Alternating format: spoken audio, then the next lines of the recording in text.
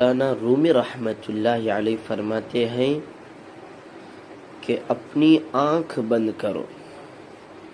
بند کرنے کا مطلب یہ ہے کہ اس کا اہتمام کرو کہ یہ آنکھ ناجائز جگہ پر نہ دیکھے۔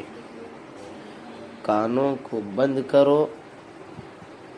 کانوں کو بند کرنے کا مطلب یہ ہے کہ اس بات کی فکر کرو کہ یہ کان گناہ کی کوئی بات نہ سنے، جیسے گانا سننا، کسی کی غیبت سننا، جھوٹ سننا۔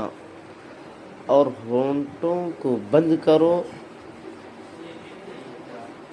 کہ کوئی غلط بات منہ سے نہ نکلے۔ یہ 3 کام کر لو۔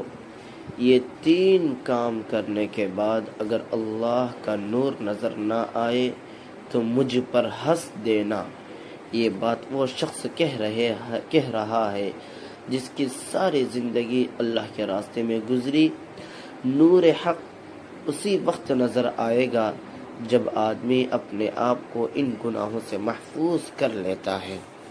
اللہ تعالیٰ اپنے فضل و کرم سے اس حدیث کے اس ارشاد پر عمل کرنے کی ہم سب کو توفیق عطا فرمائے۔